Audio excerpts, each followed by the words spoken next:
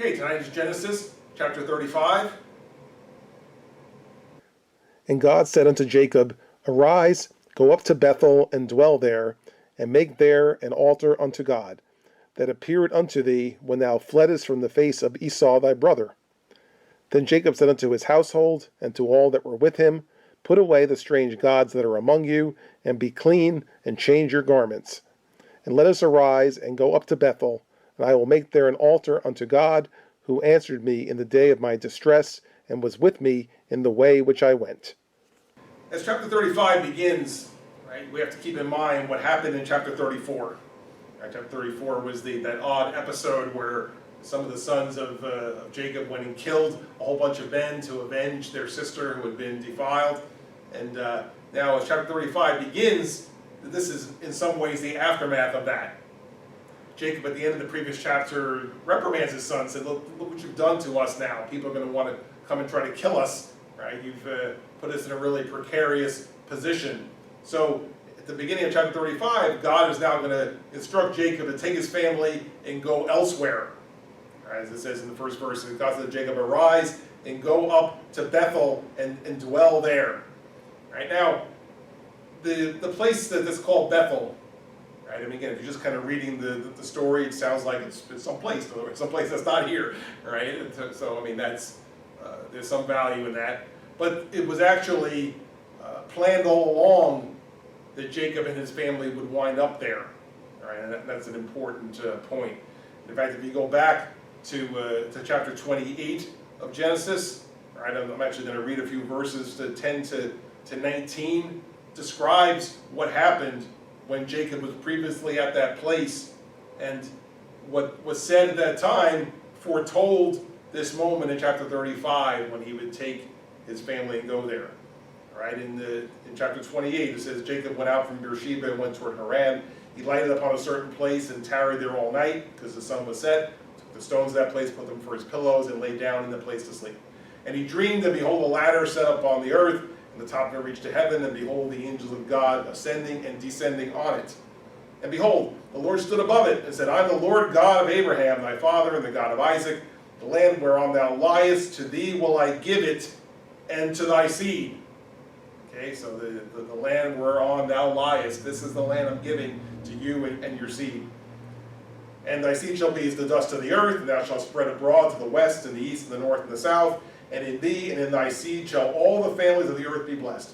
And behold, I am with thee, and will keep thee in all places whither thou goest, and will bring thee again into this land. For I will not leave thee until I have done that which I have spoken to thee of. And Jacob awaked out of his sleep and said, Surely the Lord is in this place, and I knew it not. And he was afraid and said, How dreadful is this place? There is none other but the house of God, and this is the gate of heaven. And Jacob rose up early in the morning and took the stone that he had put for his pillow, set it up for a pillar, poured oil upon the top of it, and he called the name of that place Bethel, but the name of that city was called Luz at the first. Okay, so all of this that I just read takes place in a place called Luz, but it says Jacob gave it the name Bethel. All right, so this is the place that now as chapter 35 begins, God said to Jacob, Arise, go to Bethel, and dwell there. Make an altar unto God, and that appeared unto thee when thou fleddest from the face of Esau thy brother. Right? When he was in this place previously in chapter 28, why was he there? Because he was fleeing from Esau. It was right after the thing where he had fooled his father Isaac into giving him the special blessing instead of Esau. Esau found out. He wanted to kill Jacob. Jacob's mother said, run away for a while, all right? And so it was while he had left that this is when he was in that place Bethel and had this dream, saw the ladder of the angels ascending and descending. Okay, so that's all the moving parts here that bring about this particular place and now why God's going to send him there.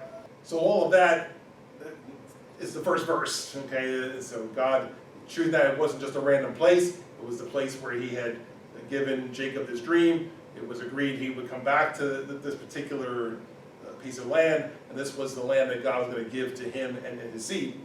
All right, so now in the second and third verses, he's preparing for this, for them to leave. I guess in thinking upon what it meant when he was there, and how he said this is like the the gateway to heaven, with the ladder reaching up to heaven, and the angels going up and down, and God standing on top of the ladder. So he's thinking this is a time for, it's almost like a spiritual rebirth.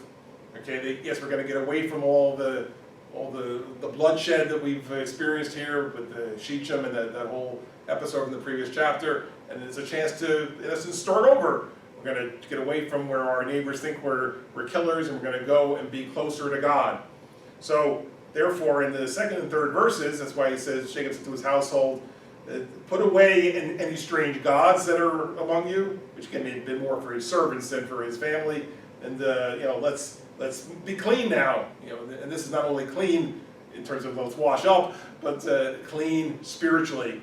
Right? Anything that's polluting us in terms of being able to serve God, let's put it aside now. Right? This is not something that we want to bring with us.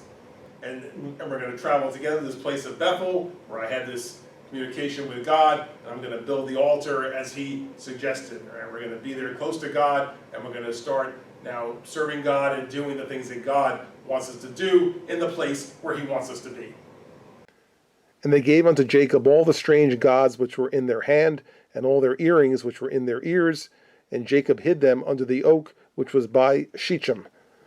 And they journeyed, and the terror of God was upon the cities that were round about them, and they did not pursue after the sons of Jacob. So Jacob came to Luz, which was in the land of Canaan, that is Bethel, he and all the people that were with him. And he built there an altar, and called the place El Bethel, because there God appeared unto him when he fled from the face of his brother. But Deborah, Rebekah's nurse, died, and she was buried beneath Bethel under an oak, and the name of it was called Alon Bakuth.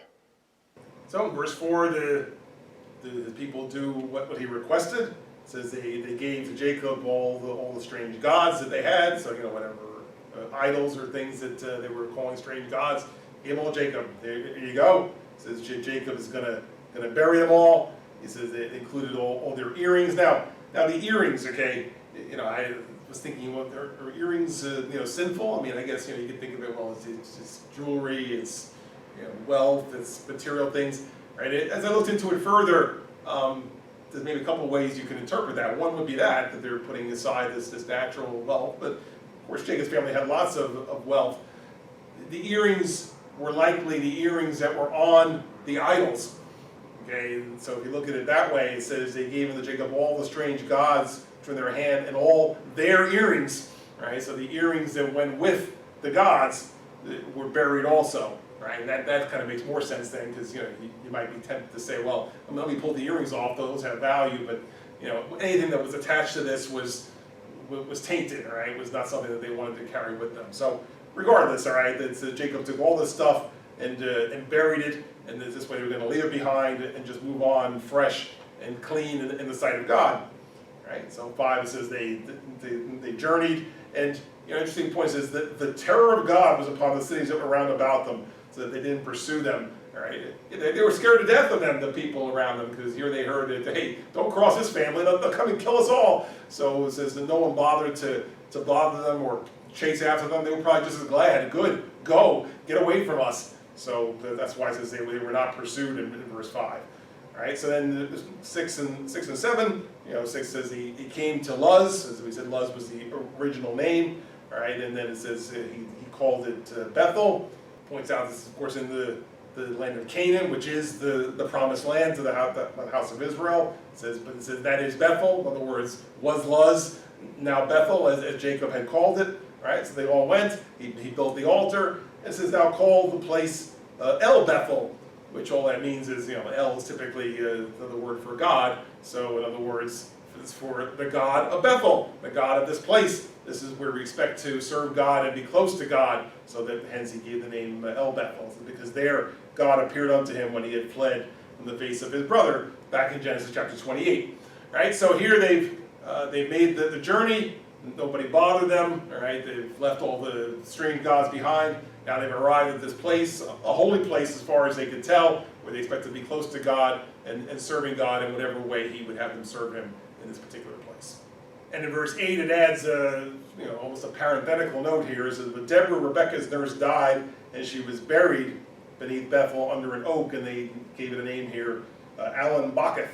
Now, you know, I mean, you can just take this as a random note, right? But you know, what I've been able to uncover is that first of all, Alan Bakuth means oak of weeping, so that's why they called it that. It was a sad thing to have to bury this particular woman, right? And but it says she was the nurse of Rebecca. She was Rebecca's nurse. So, which of course is Jacob's mother, is Rebecca. So how did this woman come to be with them, right? I guess that's kind of up for interpretation. Maybe she had traveled, with him originally. Maybe she came later and joined up with the household, right? Don't know, right? But she was obviously someone who was cared for, and here she died, and so it was a time of weeping. Now, some tradition also says, though, that at about the same time, and maybe this is again how it came about, that Jacob learned of the passing of his mother Rebecca at about the same time, so that the whole idea of the oak of weeping was to mourn not just this nurse, right, but his own mother, who, assuming that's the case, and you know, since she's never mentioned again, it certainly would be reasonable. If you know, her passing away at this particular time means that when she sent him away originally, you know, to flee from Esau way back, you know, quite a few years ago, that he never saw her again, right? So that was their final parting.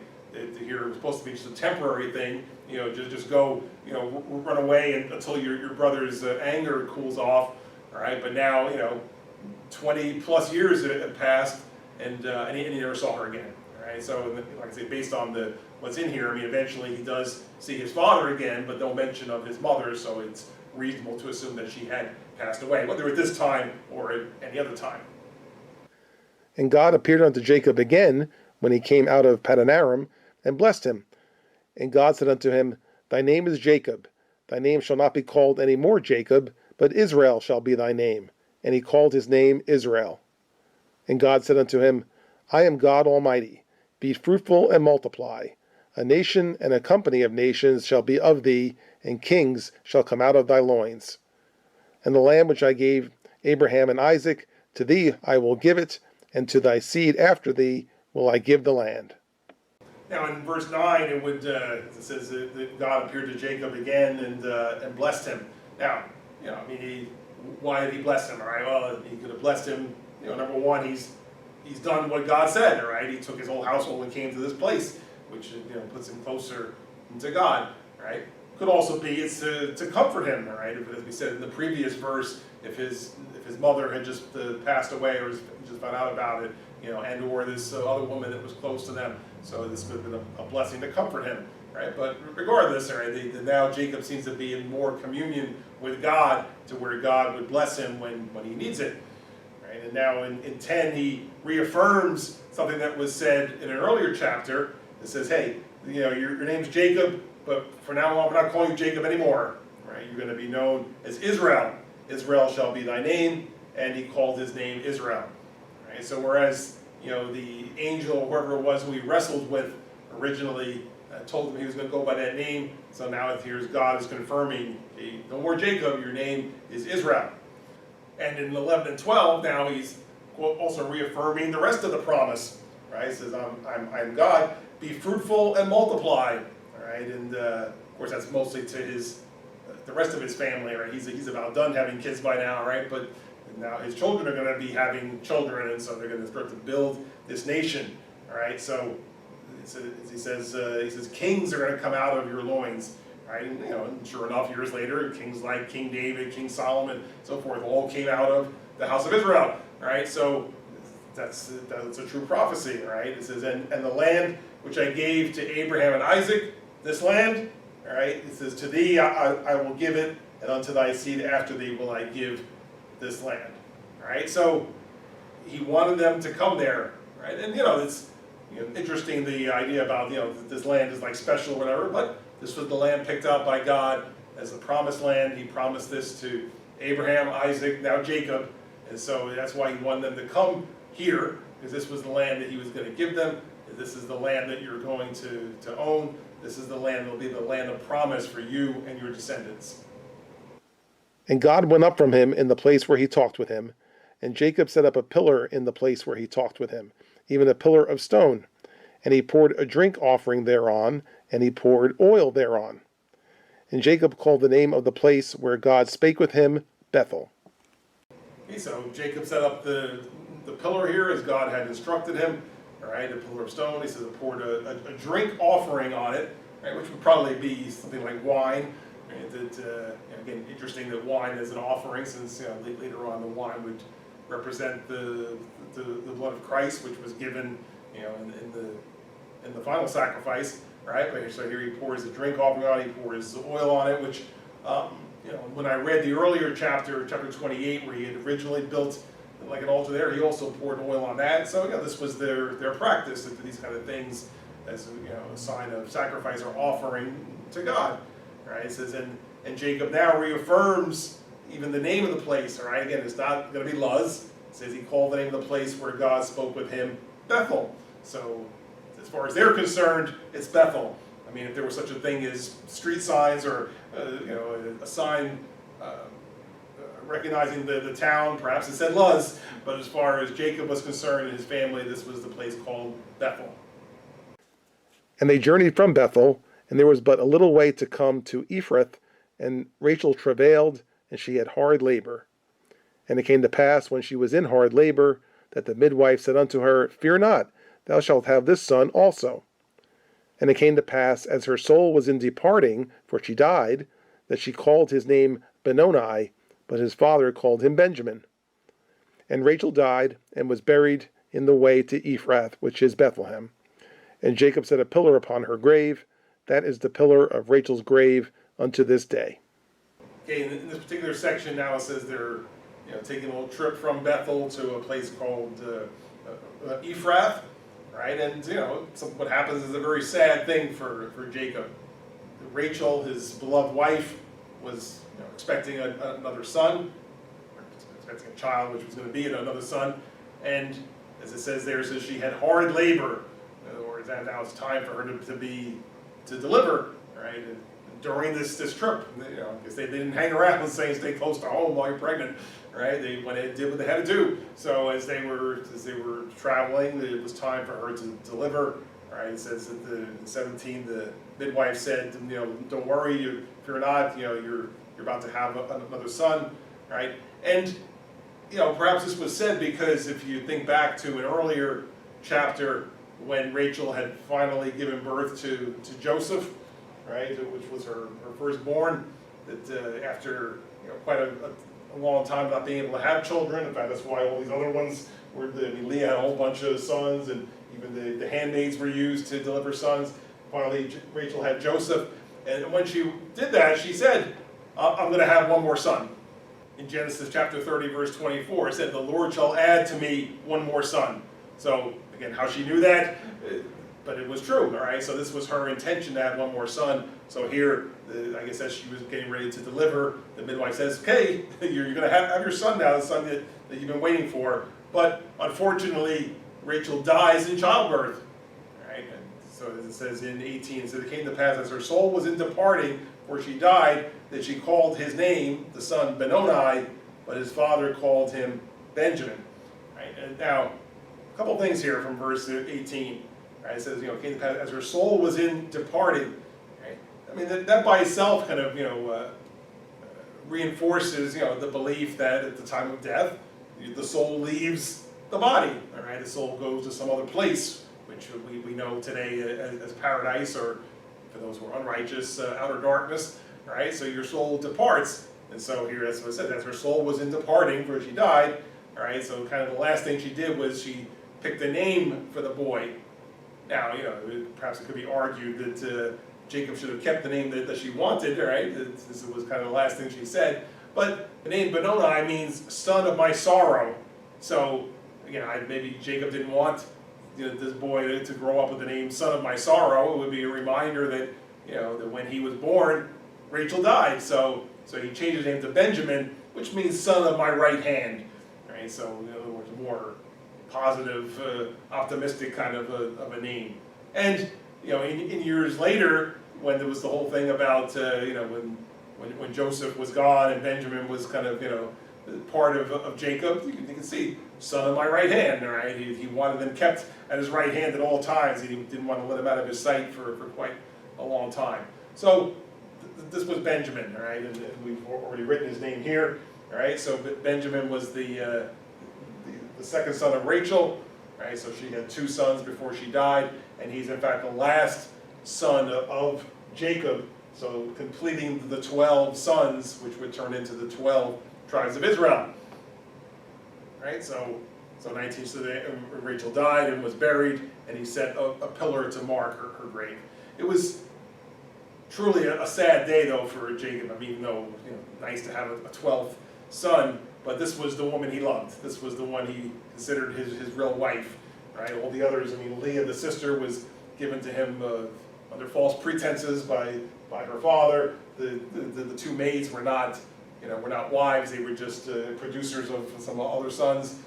Rachel was his beloved. She's the one he worked 7 years and then another 7 years to be able to marry her, and that's why Joseph was later going to be his favorite son, because it was the firstborn of Rachel. When Joseph was gone, Benjamin became as his favorite son, as the last reminder of Rachel. So a sad thing that she died in this way, right? But as it's noted here, he made a special grave for her and marked that spot. And it says here, that's the pillar of Rachel's grave unto this day, which would mean the day this was written. So whenever this was written was assumedly many years later, that Rachel's grave was still marked.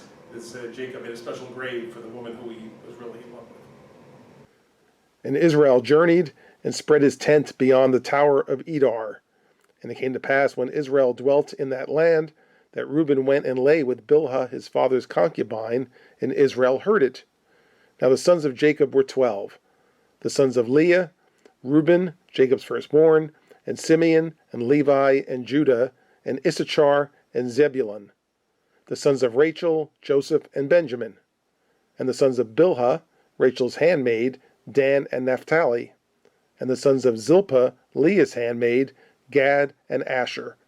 These are the sons of Jacob, which were born to him in Paddan Aram. Right, so here in this section, in verse 22, another little odd episode, all right, it makes note that it says, Reuben went and lay with Bilhah, his father's concubine, and Israel heard it. Okay, Bilhah was here, okay, so she was the mother of Dan and Naphtali.